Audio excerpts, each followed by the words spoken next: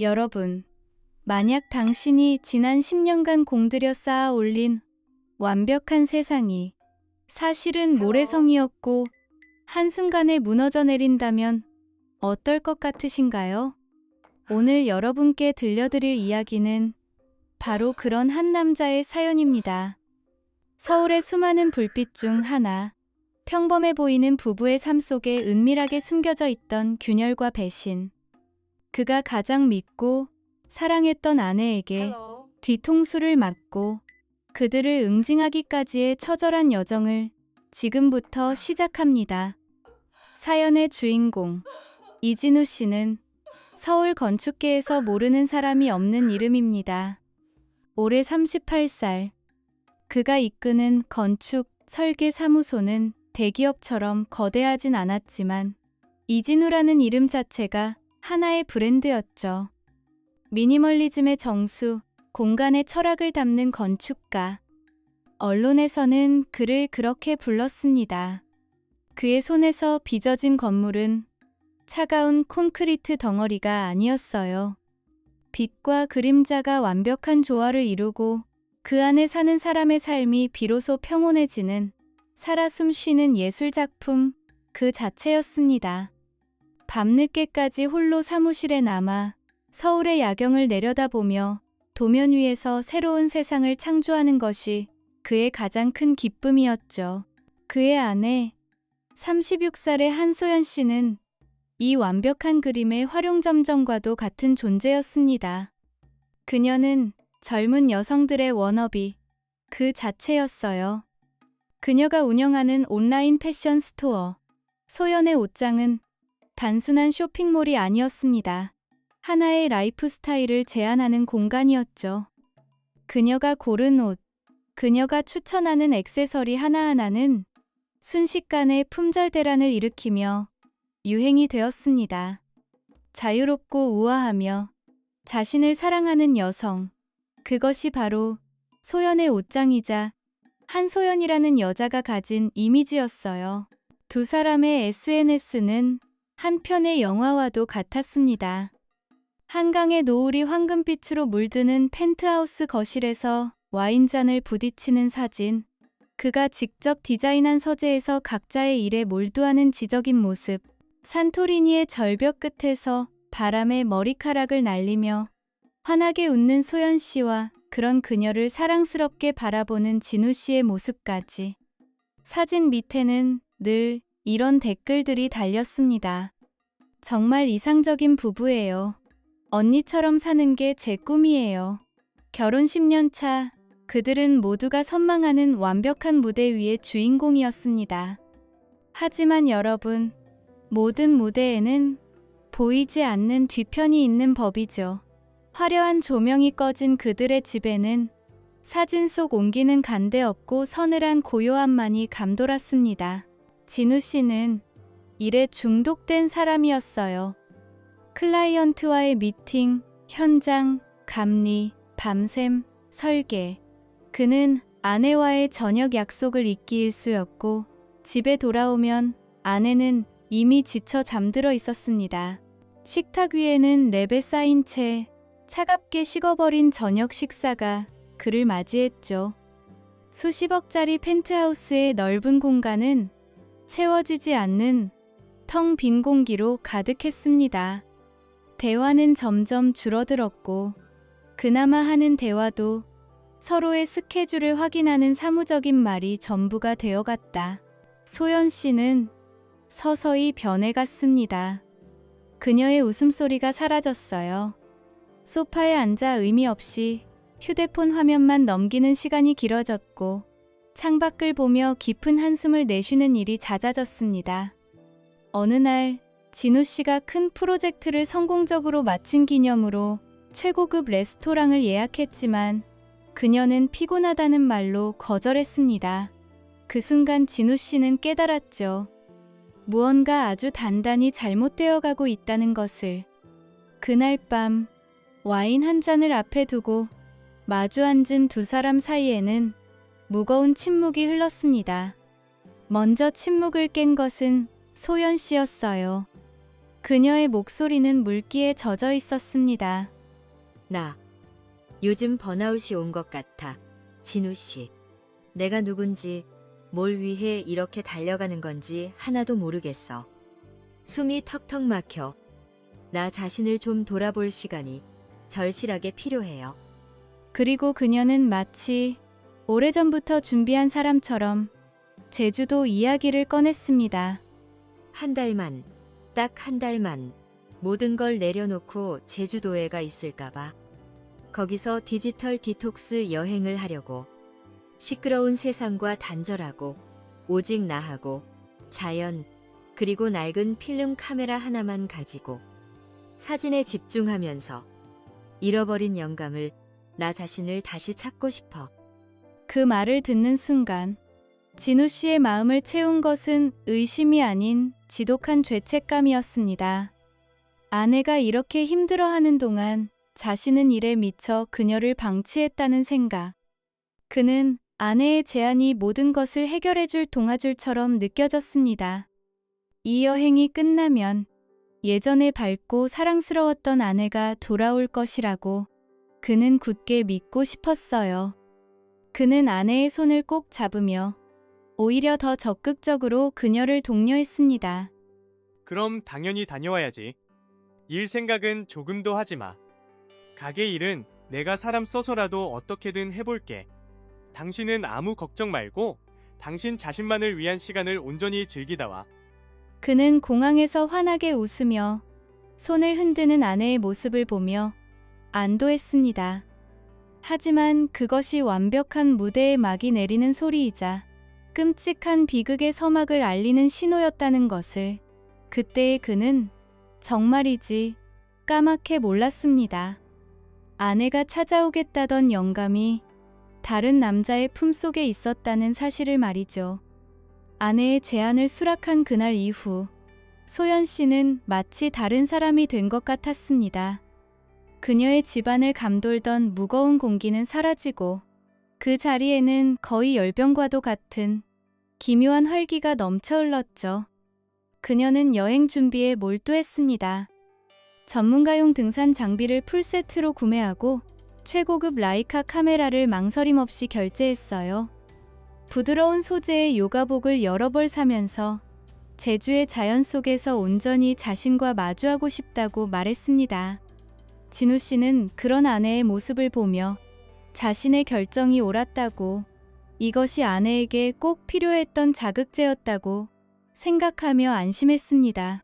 드디어 떠나는 날, 인천공항은 늘 그렇듯 사람들로 붐볐습니다. 출국장으로 향하는 아내의 뒷모습을 보며 진우 씨는 만감이 교차했어요. 그는 지난 10년간 잃어버렸던 아내의 진짜 미소를 되찾고 싶었습니다. 이 여행이 끝나고 돌아올 때 그는 아내를 마중 나오는 것이 아니라 자신이 처음 사랑에 빠졌던 바로 그 생기 넘치는 여자를 마중 나오게 되기를 간절히 바랐습니다. 그리고 첫 주는 정말 모든 것이 진우 씨의 기대대로 흘러갔습니다. 소연 씨의 비공개 인스타그램 스토리에는 매일같이 제주도의 꿈같은 풍경들이 올라왔어요. 에메랄드빛 바다가 눈부신 협재, 해수욕장의 사진, 곶자왈 숲속에 숨겨진 작은 카페에서 찍은 감성적인 커피잔 사진, 구불구불 이어지는 올레길을 걷는 영상까지. 보기만 해도 마음이 평온해지는 그런 장면들이었죠. 두 사람은 매일 밤 영상 통화를 했습니다. 화면 속 아내의 얼굴은 서울에 있을 때와는 비교도 안 될 만큼 밝고 편안해 보였어요. 진우 씨. 나 오늘 사진 수업에서 엄청 칭찬받았잖아. 해질녘 오름에 올라가서 노을 사진을 찍었는데 작가님이 구도가 정말 좋다고 했어. 그리고 저녁에 먹은 흑돼지는 와, 정말 인생 맛집이야. 그렇게 제잘거리는 아내의 목소리를 들으며 진우 씨는 오랜만에 진심으로 행복했습니다. 그의 마음을 짓누르던 죄책감과 불안감이 씻은 듯이 사라지는 기분이었죠. 역시 아내에겐 시간이 필요했던 것뿐이라고 그는 그렇게 믿었습니다. 하지만 정확히 일주일이 지난 후부터였을까요? 모든 것이 조금씩 아주 미세하게 엇나가기 시작했습니다. 매일 밤 걸려오던 영상통화는 이틀에 한 번, 사흘에 한 번으로 줄어들더니 이내 짧은 문자 메시지로 대체되었습니다. 전화가 걸려오는 시간도 점점 늦어졌어요. 진우 씨가 하루의 고된 업무를 마치고 텅 빈 침대에 누워 잠이 들기 직전인 자정이 넘은 시간에야 전화벨이 울리곤 했습니다. 왜 이렇게 늦게 전화했어? 무슨 일 있었어? 아, 미안. 낮에는 사진 찍으러 좀 외진 곳에 갔더니 전파가 잘 안 터지더라고. 이제 막 숙소 들어왔어. 그녀는 늘 비슷한 이유를 댔습니다. 목소리는 어딘지 모르게 거리가 느껴졌고 그렇게나 신나게 늘어놓던 이야기들도 오늘 날씨 좋았어. 밥 잘 챙겨 먹었어. 같은 단답형으로 변해갔다. 바로 그때부터였습니다. 진우 씨의 눈에 사소하지만 신경 쓰이는 것들이 들어오기 시작한 것은 하루는 소연 씨가 올린 커피잔 사진을 무심코 확대해 보았을 때였어요. 반질반질하게 닦인 은색 스푼 표면에 무언가 어른거리는 형체가 비쳤습니다. 흐릿했지만 분명 맞은편에 앉은 사람의 실루엣. 어깨가 넓은 남자의 모습이었습니다. 진우 씨는 심장이 덜컥 내려앉았지만 애써 고개를 저었죠. 워크숍 동료겠지. 아니면 그냥 카페에 있던 다른 손님일 수도 있고 그는 그렇게 스스로를 안심시켰습니다. 또 한 번은 그녀가 파도 치는 바다를 짧게 찍어 올린 영상을 보고 있을 때였습니다. 찰나의 순간 화면의 오른쪽 하단으로 낯선 남자의 손이 스쳐 지나갔어요. 가죽 스트랩으로 된 투박한 디자인의 시계를 차고 있는 손이었습니다. 너무나 순식간이라 다시 돌려봐도 확신할 수 없었지만 찜찜한 기분은 쉬이 가시지 않았습니다. 의심의 씨앗에 결정적으로 물을 부은 사건은 어느 날 밤 걸려온 전화통화에서 터지고야 말았습니다. 그날따라 유난히 피곤했던 진우 씨는 아내의 목소리가 너무나도 그리웠습니다.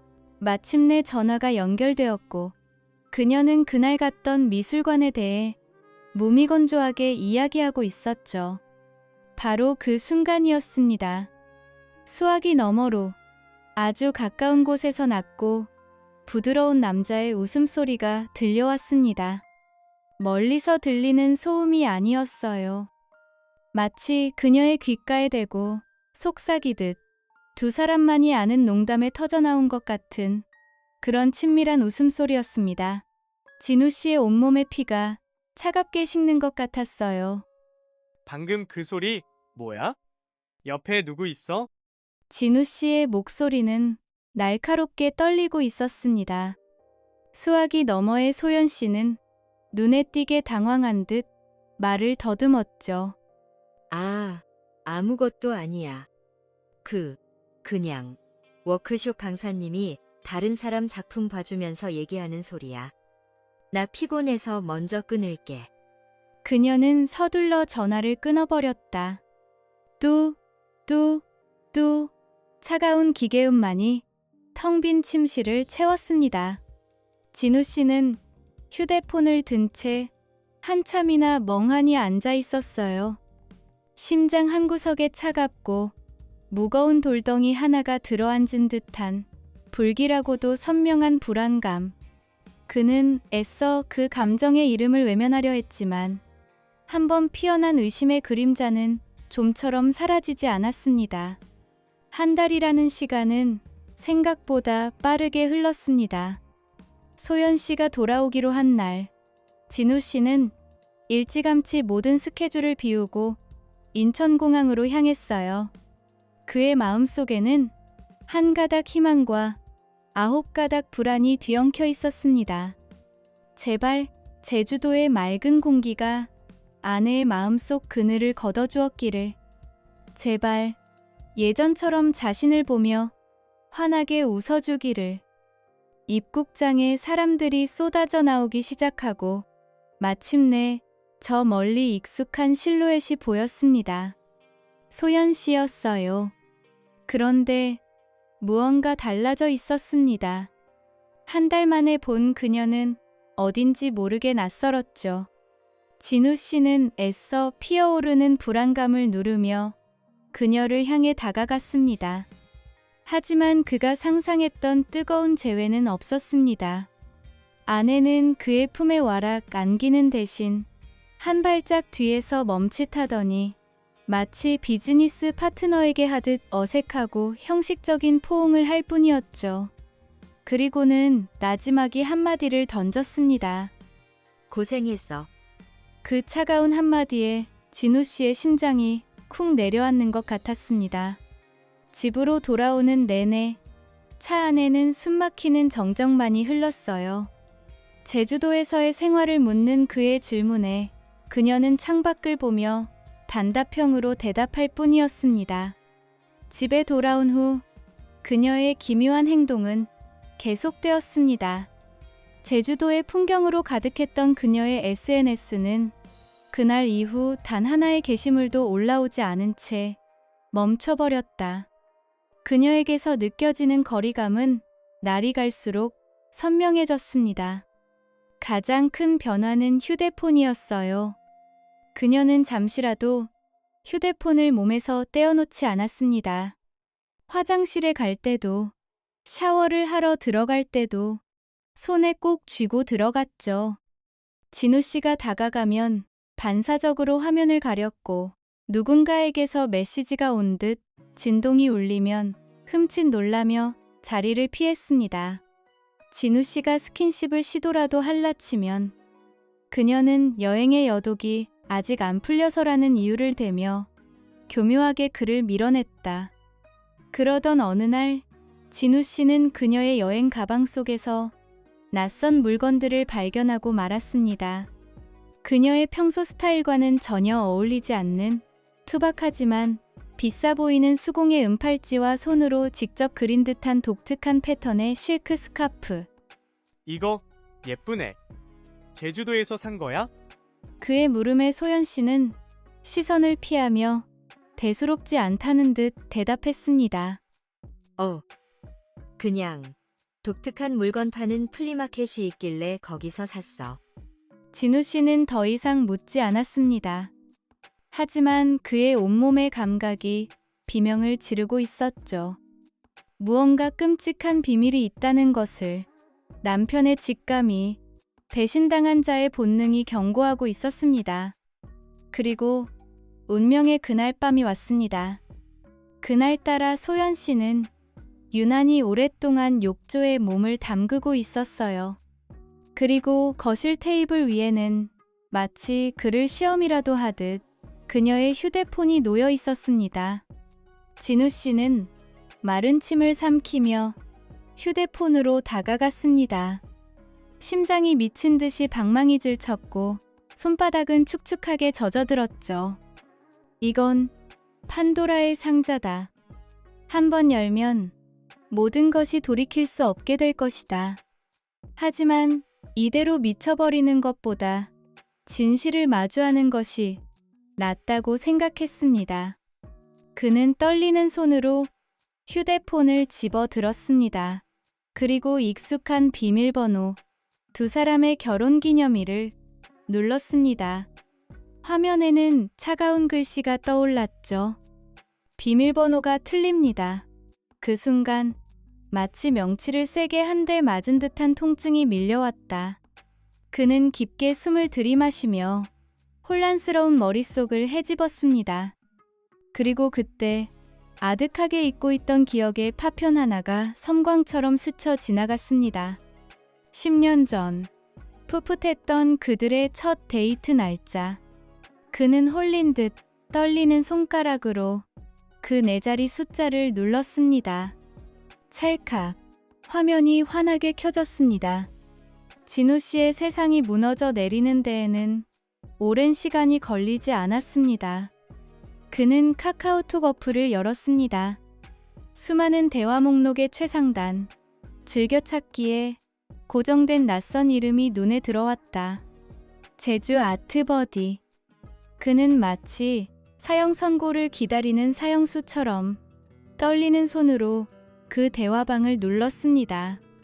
그리고 그 안의 내용을 읽어내려가는 순간 그는 온몸에 피가 식는 것을 느꼈습니다. 우리의 비밀 장소였던 천재현 폭포. 기억나? 그 순간은 정말 마법 같았어. 이 실크 스카프에 남은 당신의 향기가 그날 올레길에서 맡았던 야생화 향을 떠올리게 해. 그리고 그의 등골을 서늘하게 만든 메시지.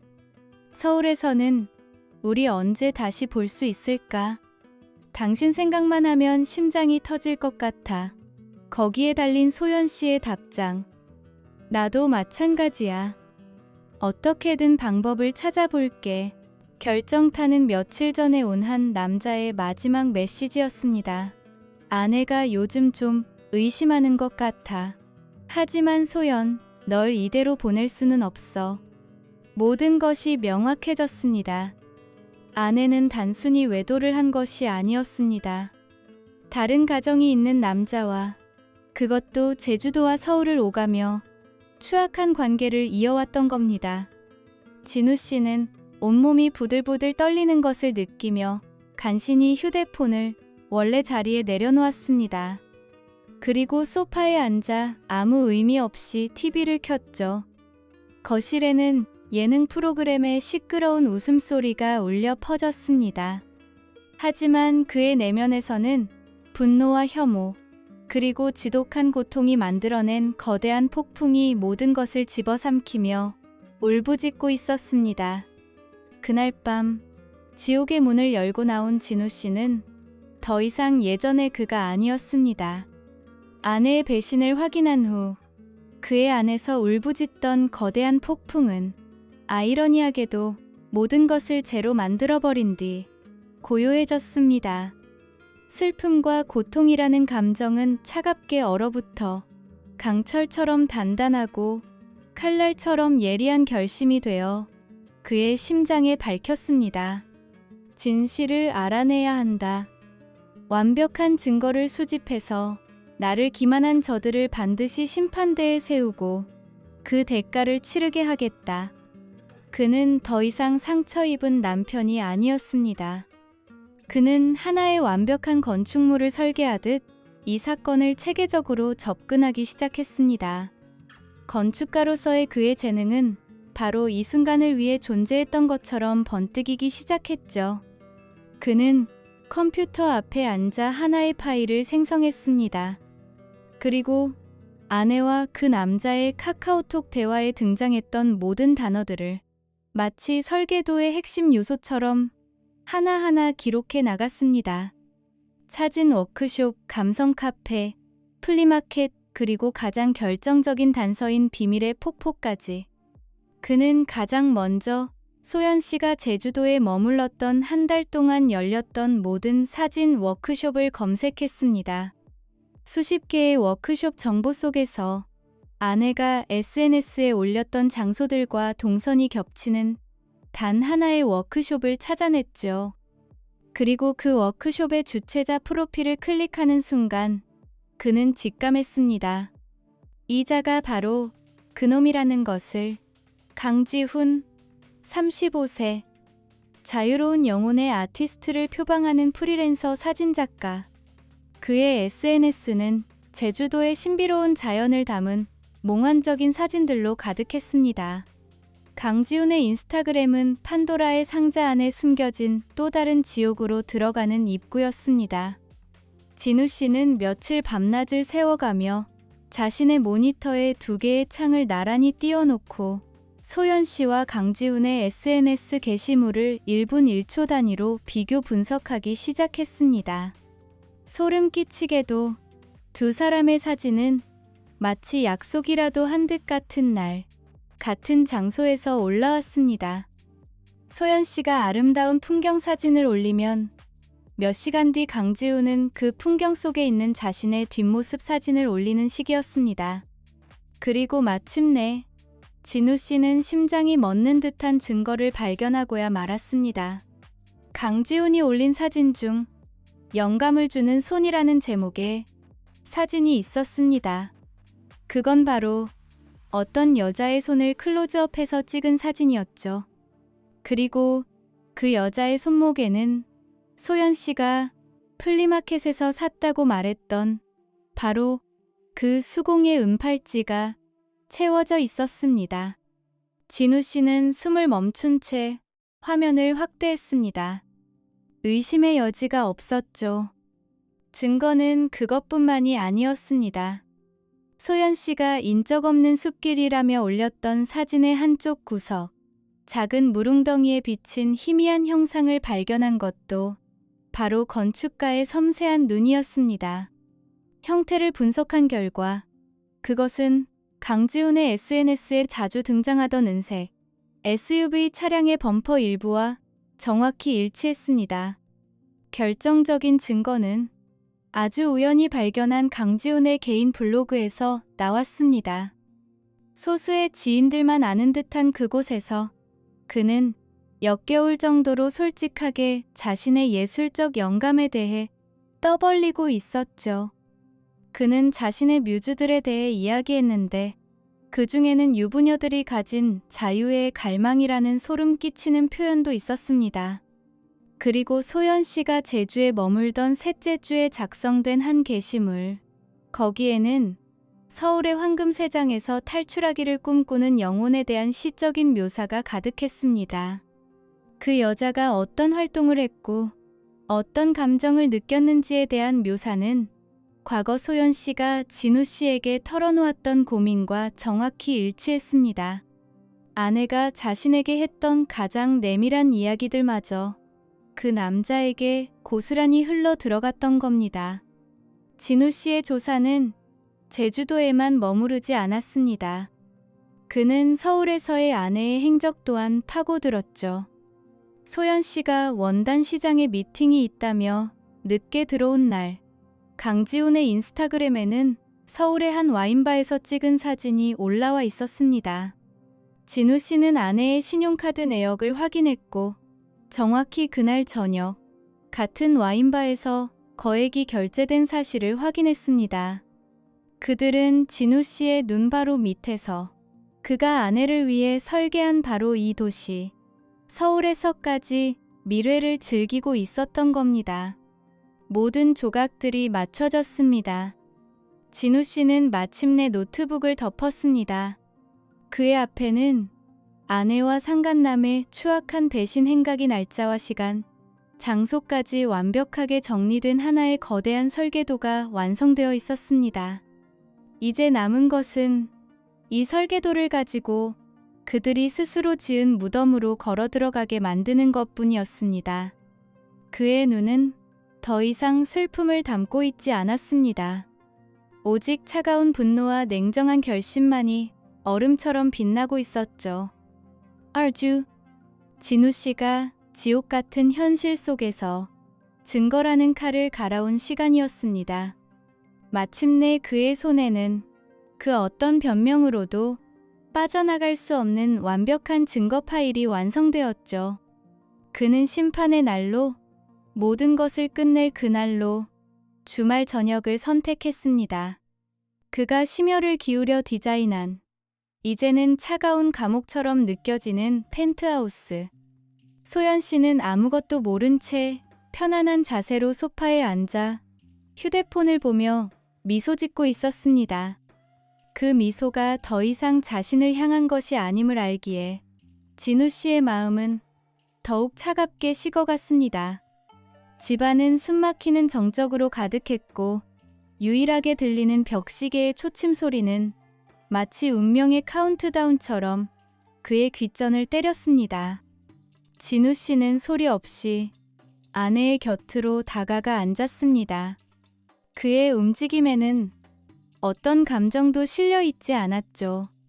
그는 한참 동안 아내를 바라보다가 얼음처럼 차갑고 나직한 목소리로 입을 열었습니다. 그 목소리는 너무나도 평온해서 오히려 등골을 서늘하게 만들었습니다. 우리 당신의 제주아트 버디에 대해서 진지하게 얘기 좀 해야겠어. 그 순간 소연 씨의 손가락이 휴대폰 화면 위에서 그대로 멈췄습니다. 그녀의 얼굴에서 핏기가 사라지고 동공는 공포로 흔들렸죠. 그녀는 애써 태연한 척하며 마른 입술을 달싹였습니다. 무슨 소리 하는 거야? 그 사람은 그냥 워크숍에서 알게 된 동료일 뿐이야. 진우 씨는 더 이상 아무 말도 하지 않았습니다. 그는 그저 묵묵히 자신의 휴대폰을 들어 화면을 아내의 눈앞에 들이밀었죠.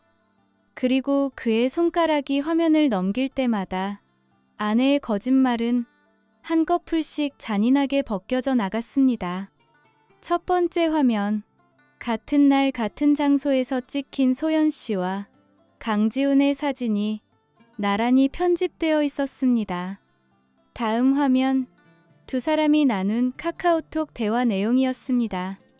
다음, 강지훈의 블로그에 올라온 황금 세 장의 영혼이라는 제목의 글, 그리고 서울의 와인바에서 찍힌 강지훈의 사진과 같은 날, 같은 장소에서 결제된 소연 씨의 카드 내역서까지. 증거는 쇠사슬처럼 이어져 그녀의 목을 올감했고 그의 손가락이 화면을 넘기는 소리는 마치 그녀의 거짓된 삶에 내려치는 채찍 소리처럼 들렸습니다. 마침내 강지훈의 블로그에 올라왔던 문제의 은팔찌 사진이 화면에 떠오르는 순간이었습니다. 소연 씨의 손목에 채워진 팔찌와 나란히 놓인 그 사진 앞에서 그녀는 완전히 무너져 내렸습니다. 아, 하는 비명과 함께 그녀의 손에서 휴대폰이 바닥으로 떨어졌습니다. 그녀는 어린아이처럼 오열하며 모든 것을 인정했습니다. 하지만 그것도 잠시, 절망의 끝에서 그녀는 마지막 발악을 하기 시작했습니다. 바로 책임을 전가하는 것이었죠. 그녀는 눈물로 얼룩진 얼굴을 들고 진우 씨를 향해 악을 쓰듯 외쳤습니다. 이건 당신 탓이야. 당신은 언제나 일 뿐이었잖아. 당신이 저 높은 마천루를 짓는 동안 나는 당신이 만든 이 텅 빈 집에서 보이지 않는 감옥에 갇혀 서서히 죽어가고 있었다고. 내가 얼마나 외로웠는지 당신이 알기나 해. 진우 씨는 아무런 표정 없이 오열하는 아내를 내려다보았습니다. 그의 눈빛은 분노를 넘어 경멸과 연민마저 사라진 텅 빈 심연과도 같았죠. 그는 천천히 자리에서 일어섰습니다. 그리고 자신이 사랑과 꿈을 담아 설계했던 이 집을 천천히 둘러보았습니다. 빛이 쏟아져 들어오던 높은 천장, 두 사람의 사진이 놓인 벽난로, 함께 와인을 마시던 테라스까지. 그의 시선이 닿는 곳마다 행복했던 과거의 환영이 먼지처럼 부서져 내렸습니다. 마침내 그는 아내에게 시선을 고정한 채 그녀의 인생에 영원히 지워지지 않을 낙인과도 같은 마지막 말을 내뱉었습니다. 나는 우리의 집을 지었어, 소연아. 사랑과 신뢰라는 벽돌을 내 손으로 하나하나 정성껏 쌓아 올리면서. 하지만 넌 그걸 부숴버렸지. 한순간의 쾌락 때문에 이 집의 가장 중요한 기초를 내 손으로 직접 파괴한 거야. 난 사람들의 삶을 담는 공간을 만드는 건축가야. 그런데 넌 우리가 함께 쌓아온 이 집을, 이 소중한 공간을 차갑고 역겨운 폐허로 만들어버렸어. 그날 밤 폐허가 된 집에서 홀로 밤을 새운 진우 씨의 결정은 단호하고 신속했습니다. 다음 날 아침 그는 대한민국 최고의 이혼 전문 변호사를 찾아갔습니다. 감정적인 호소는 없었습니다. 그는 지난 2주간 자신이 수집한 날짜와 시간까지 완벽하게 정리된 증거 파일을 변호사의 책상 위에 올려놓았을 뿐이죠. 파일을 검토한 변호사의 말은 짧고 명확했습니다. 이건 100% 이깁니다. 진우 씨는 아내와는 이혼을, 상간남 강지훈에게는 상간남 위자료 청구 소송을 동시에 진행했습니다. 그가 청구한 위자료는 4천만 원. 돈이 목적이 아니었습니다. 당시 판례상으로도 상당히 높은 액수인 4천만 원이라는 숫자는 자유로운 예술가 행세를 하던 한 남자의 사회적 생명과 명예를 끊어버리기에 충분한 상징적인 금액이었기 때문이죠. 소장이 날아가자마자 강지훈은 공포에 질려 연락을 해왔습니다. 그의 카카오톡에는 비굴한 메시지가 쏟아졌죠. 제가 정말 죽을 죄를 지었습니다. 선배님, 제발 소송만은 취하해 주십시오. 만나서 무릎 꿇고 빌겠습니다. 진우 씨는 그 메시지를 차가운 눈으로 읽어내렸습니다. 그리고 어떤 답장도 없이 대화방을 나간 뒤 그의 번호를 차단해버렸습니다. 이제 와서 꼬리를 내리는 모습이 역겨울 뿐이었죠. 사적인 용서는 없었습니다. 그는 오직 법의 냉정한 심판을 원했습니다. 그가 내린 심판의 효과는 예상보다 훨씬 빠르고 강력하게 나타났습니다. 소송 사실이 알려지자마자 소문은 좁디 좁은 사진작가와 여행 커뮤니티에 삽시간에 퍼져나갔습니다. 예술센터들은 줄줄이 그의 워크숍을 취소했고, 그를 후원하던 아웃도어 및 카메라 브랜드들은 공식적으로 후원 계약 종료를 발표했습니다. 자유롭고 감성적인 영혼의 사진작가라는 그의 이미지는 하룻밤 사이에 가정을 파괴한 파렴치한 상간남으로 추락했습니다. 그의 SNS에는 찬사 대신 쓰레기, 역겹다 같은 악플들이 뒤덮이기 시작했죠. 재판은 그야말로 속전속결이었습니다. 강지훈 측 변호사는 예술가로서의 순수한 교감이었을 뿐이라는 궁색한 변명을 늘어놓았지만, 진우 씨 측이 제출한 두 사람의 노골적인 메시지들과 강지훈이 소연 씨가 유부녀임을 명확히 인지하고 만남을 이어왔다는 증거들 앞에서 그들의 주장은 힘을 잃었습니다. 재판부는 진우 씨가 겪었을 극심한 정신적 고통을 인정하며 그가 청구한 위자료 4천만 원 전액을 지급하라는 판결을 내렸습니다. 법원의 판결은 소연 씨의 삶 또한 송두리째 무너뜨렸습니다. 이 소식은 각종 여성 커뮤니티와 SNS로 퍼져나갔고, 소연의 옷장은 즉각적인 불매운동에 직면했습니다. 워너비였던 그녀는 순식간에 상간녀라는 주홍글씨가 새겨진 채 조롱거리로 전락했죠. 이런 사람이 파는 옷을 입고 싶지 않다. 감성적인 척하더니 뒤로는 더러운 짓을 하고 다녔네.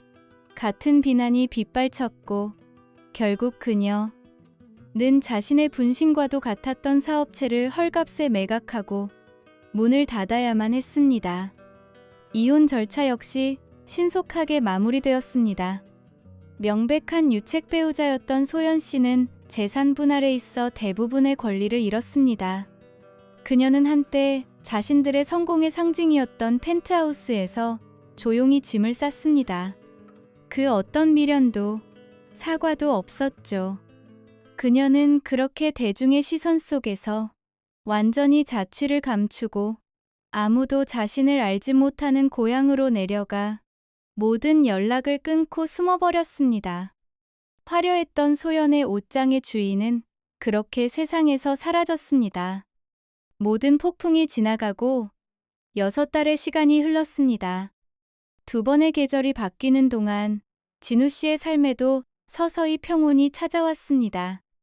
그는 가장 먼저 아내와의 성공 신화이자 동시에 지독한 상처로 가득했던 그 펜트하우스를 처분했습니다. 화려했지만 영혼이 없던 그 공간의 흔적을 지워버린 것이죠. 그리고 그는 훨씬 작지만 따스한 햇살이 드는 아늑한 아파트로 이사했습니다. 새로운 공간에서 홀로 시간을 보내며 그는 깊은 깨달음을 얻었습니다. 자신의 진짜 실수는 아내를 맹목적으로 믿었던 것이 아니었습니다. 일에 미쳐 앞만 보고 달려오느라 정작 가장 중요했던 자기 자신의 영혼을 돌보는 것을 잊고 살았다는 것이었죠. 그는 더 이상 사람들의 찬사를 받는 거대한 상업 프로젝트에 집착하지 않았습니다. 이진우 씨는 자신의 손으로 위태롭게 서 있던 거짓된 결혼이라는 건축물을 완전히 허물어 버렸습니다. 그리고 이제 진실과 자기 자신에 대한 존중이라는 아주 단단하고 새로운 기초 위에 그는 이전보다 훨씬 더 견고하고 의미 있는 자기 자신을 위한 진짜 삶이라는 집을 짓기 시작했습니다. 아마도 그가 앞으로 지을 그 어떤 건축물보다도 가장 아름다운 작품이 될 겁니다. 오늘 사연, 여러분은 어떻게 들으셨나요? 한 사람의 인생을 송두리째 흔들었던 배신과 복수의 이야기였지만 어쩌면 우리에게 더 중요한 메시지를 던져주는 것 같습니다. 진정한 행복과 평온은 화려한 외벽이나 높은 명성이 아닌 자기 자신을 존중하고 사랑하는 단단한 기초 위에서만 비로소 지어질 수 있다는 것을 말이죠. 사연 보내주신 진우 씨가 앞으로 지어나갈 새로운 인생을 저희도 함께 응원하겠습니다.